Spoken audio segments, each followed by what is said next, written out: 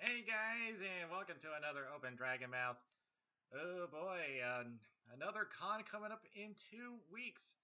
I am so excited for that, and I will get to that in just a little bit. But first, as you might have already saw, I watched Ratchet and Clank the movie.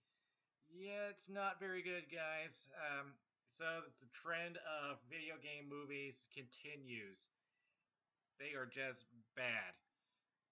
And like I said, you're better off playing the game. You'll pretty much get the same story, but told better. And you get to play through the game as well as play the storyline.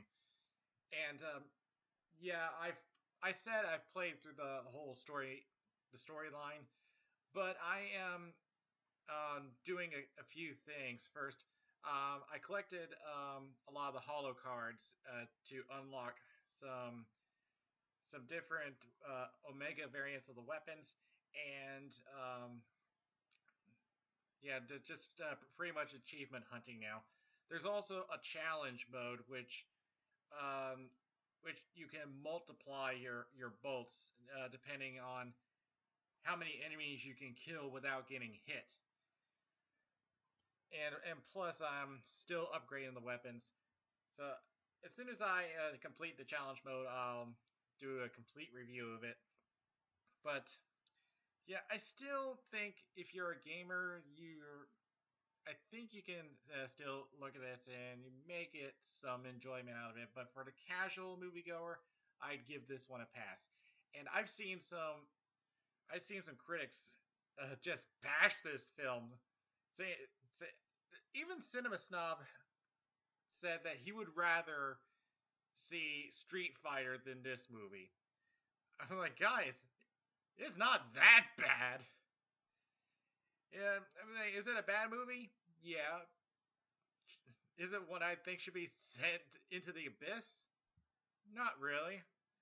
I mean, I don't like it, but not that much. So, yeah, I'd like to see what you guys think of it. But honestly, I think you're just better off playing the game. All right. Now, this story occurred just a few days ago, and this was weird. And this made national news. A Baltimore TV station had someone in a full body animal suit.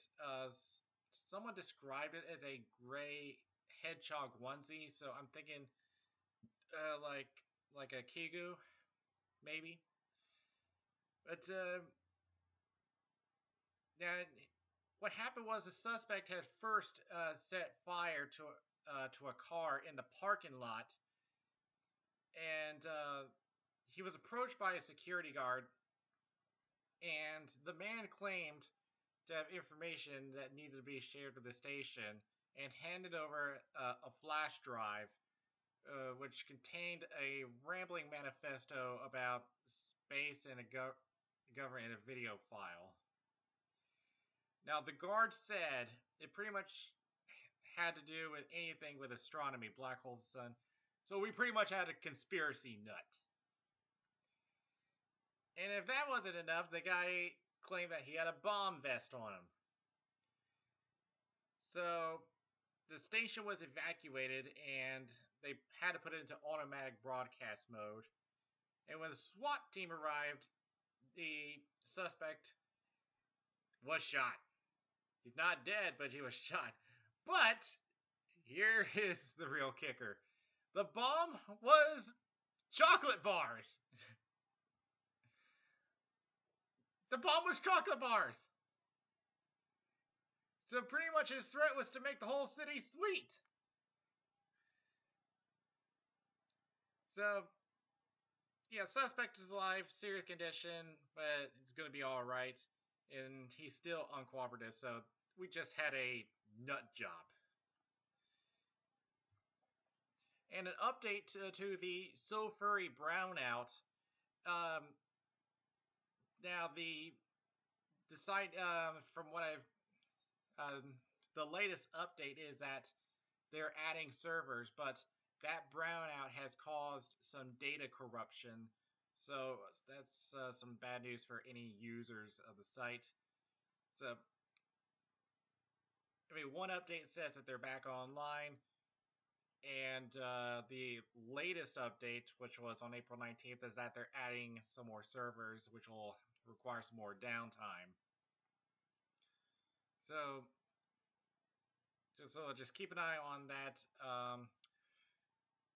But more importantly, if you're using it, just check it to see if there's anything that may need to be uploaded, because they have reported some data corruption. Next up, Gaming Furever is looking for some new staff. They are hiring. And now, if you don't know who they are, they've been a furry gaming community since 2012. So roughly 4 years. And they're looking to do some revamping. Now, they are looking for people who play lots of games. They're looking for people who love keeping up with gaming news. Those who are proficient at writing news articles and social networking. And though not required, people have been on a website staff before. And you have to be above the age of 18. Now, they're not just looking for streamers or editorial writers. Yeah, you pretty much have to be really into gaming, not just someone who just wants to be on a website staff. They're trying to look for 3 or 4 people, so do check them out if you're interested. Go to their site and go ahead and apply. Let's see. All right, now the thing I should be talking about now. Biggest Little Fur Con, which will be coming up in about 2 weeks. I've already got my plane tickets, and I am going to be traveling there on Wednesday. I'll be arriving that night. So, here's what we got. Now, before I get into the details of what's actually going to happen at the con, I first want to give my little thoughts on something here. I said last year that Biggest Little Fur Con is one of the fastest growing furry conventions. They've only been around for a few years, and they've already made it up to number 6 as far as registered attendees. Now, why is this? It could be because of the free golf, the free go-karts, could be the casino. But I think there's another thing here. The theme for this year is playing upon last year's theme, which was a somewhat totalitarian theme, which tried to pose as a utopian theme. But this year's theme is the resistance. The so-called utopia has now fallen, and so the resistance has won. But now there's a storyline.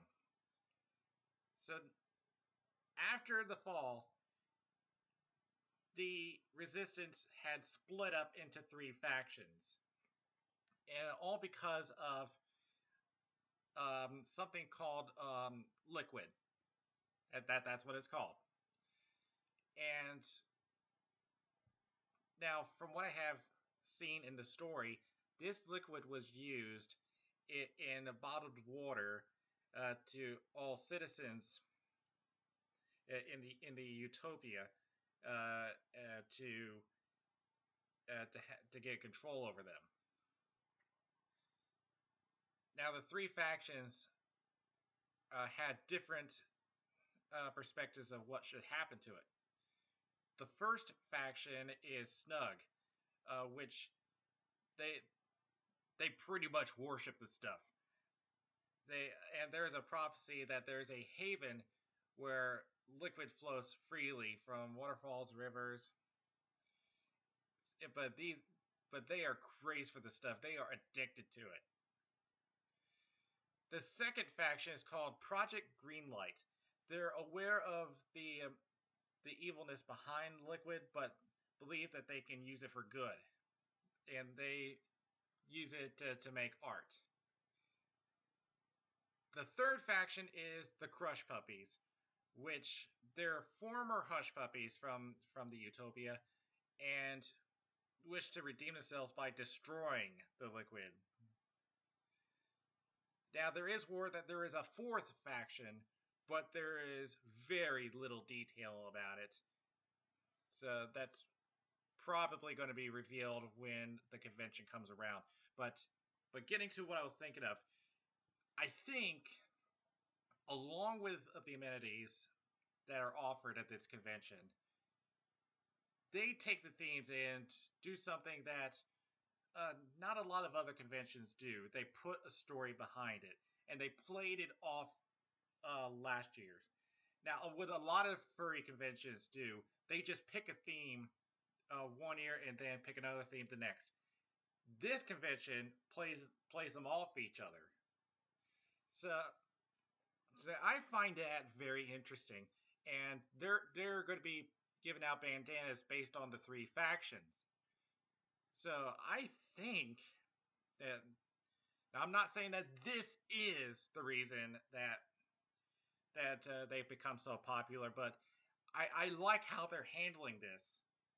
So I really like what they're doing here. So yeah, in a combination with everything that the Grand Sierra has to offer, I think they're doing a spectacular job. Now, with that out of the way, by the way, if you want to see the some of the storyline, they have posted a link into their website. I believe it would be under it'll be under the About tag. It'll be under theme. So if you want to check that out, do that. And they will, if you're an artist, they give color themes for each of the factions. So do check that out. Okay, but anyway, now I've registered, and by the way, this will be the first time that I've ever gone into a sponsorship level. This is the first time I've ever done this. I feel that I think this is definitely worth it. I've saved up a lot of money, by the way. That's one reason why I have decided to do that. And by the way, I have gone up to sponsorship on AnthrOhio, which that'll be not too long from here as well. So if you are attending, the AntCon registration prices for attendees will be $45. Sponsors will be $80, and patrons will be $120. And no matter what level, you'll get free go-kart, free mini golf, free bowling. Doesn't matter what level you are, you will get those. Sponsors will, if they're at least sponsor, you will get a t-shirt, name in the credits for the convention book, and a chance for a free 2017 attendance. If you're a patron level, you'll have double the chance that you would with sponsor level. And they'll get one of the themed bandanas. And the patrons will get a liquid branded hoodie. Let's see, what else do we got here? Let's see. I'll go down the list. Charities. The charity, they're once again bringing back Safe Haven Rescue Zoo. And last year the con brought in $34,000. That is a huge amount. So we're going to try to beat that record this year. The reason why it was so big is because they didn't expect the attendance to be so big. They had a lot more money, so they decided to give some of it to the charity. That's why it was so huge that year. As always, hotel will be Grand Sierra Resort. And by the way, I should mention this. If you're going to the casino, please do not bring your fursuit heads. The security at the casinos are very, very tight. So please do not bring your fursuit heads onto the casino floor. You're definitely free to.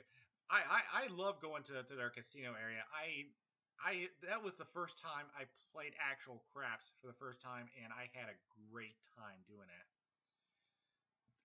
And also, if you do use their casino, you will have you will get some benefits from them. They do give you comps. I use my comps to get a meal at one of their restaurants. I think I had like $35 worth of comps. So I think you'll be up to it. Be sure you are of age, by the way. I gotta remember to say that. Guests of honor. Let's go ahead and do that. Let's see. Where is it? I just hit the tag. Where is it?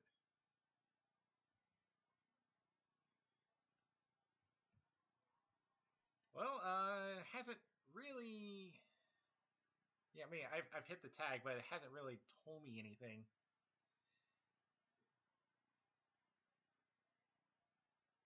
Yeah, where is it? The only one it only gave a Twitter tag, which is Rocket Drag. Unless I'm missing something here. Okay, so I can't find the guest of honor here, but it is giving me a Twitter handle, which is Rocket Drag. So that may be it. I don't know. Let's see. So let's go ahead and go to, and I just closed out the thing. Why did I do that? Okay, now event schedule.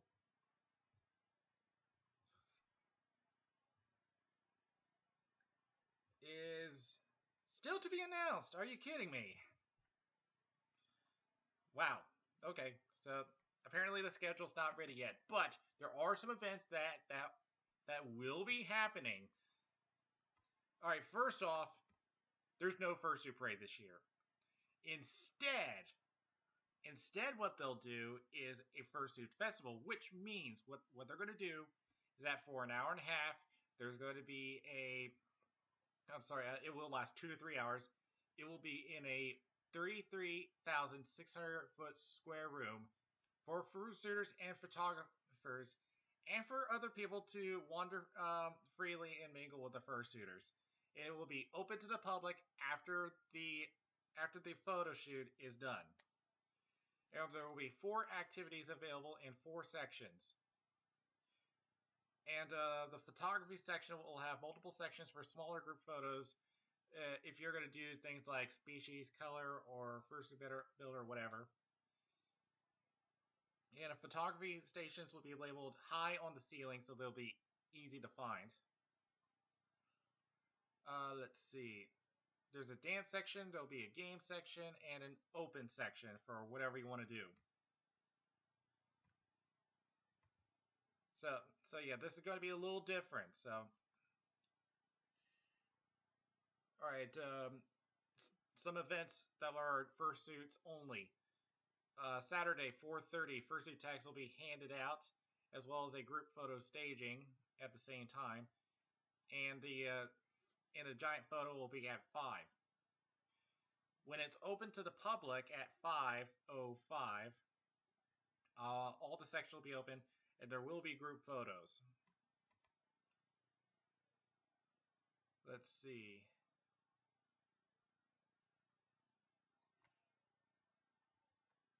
Let's see. There's the Bachelor auction. Now I did this before, and I got myself a shark, Aleos. And all the proceeds will go to charity.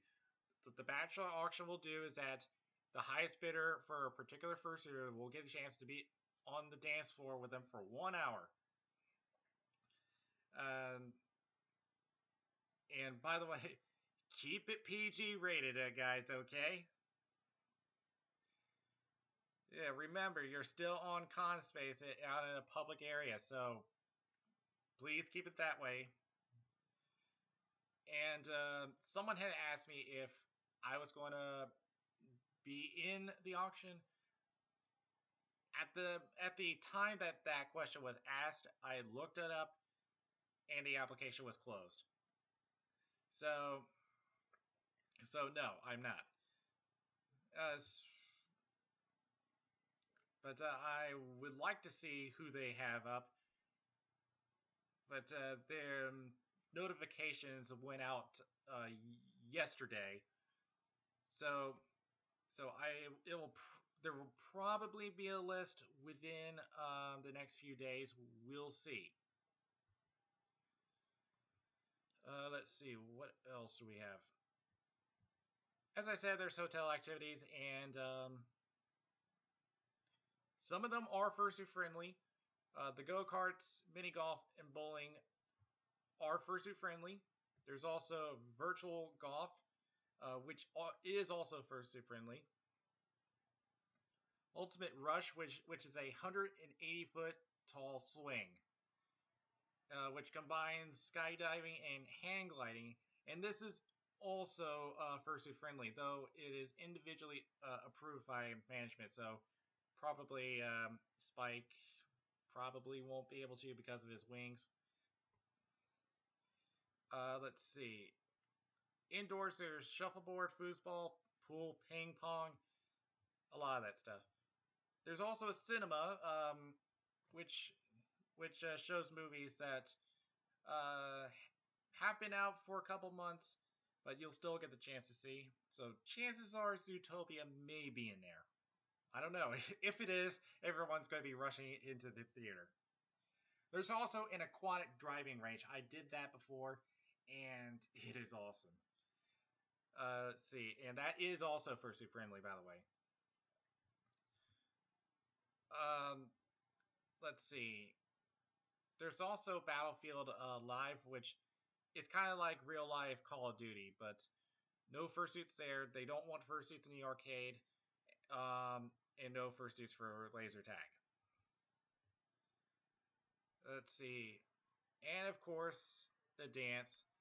And by the way, I didn't expect this, but I will be DJing at BLFC. This will be my biggest con that I've ever DJ'd. However, I have been placed on Dance Till Dawn, which means that you're going to have to be up extremely late in order to see my performance. I have been scheduled to play at 5:30 in the morning. So yeah, Dance Till Dawn is they'll keep playing the music until morning. So the last DJ will be at 7. Will end his performance at 7.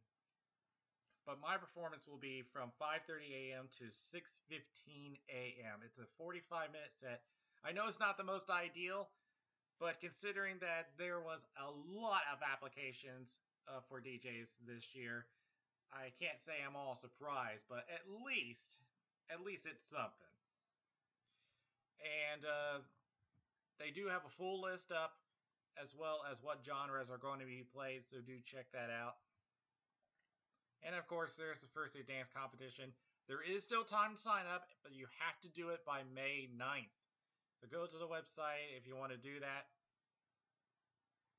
And do check the rules for that. Let's see.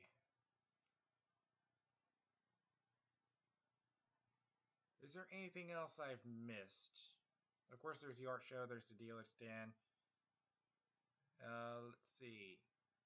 I think that's all I have for now. Like I said, the schedule, I assume, is not ready yet, but do keep an eye on the website.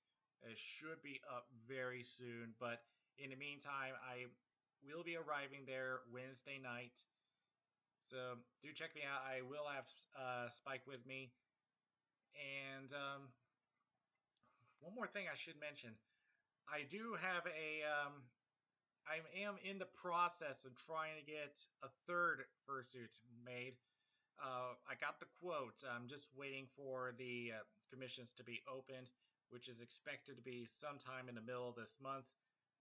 And yeah, right now I'm going to keep quiet about who it is for now. But if you check out my FA page, there's a little hint as who it's going to be or what it's going to end up being. So as soon as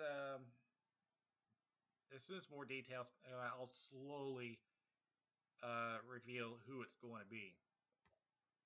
But for now, that is it for me. This dragon in its mouth is now closing. I'll see you guys in Reno.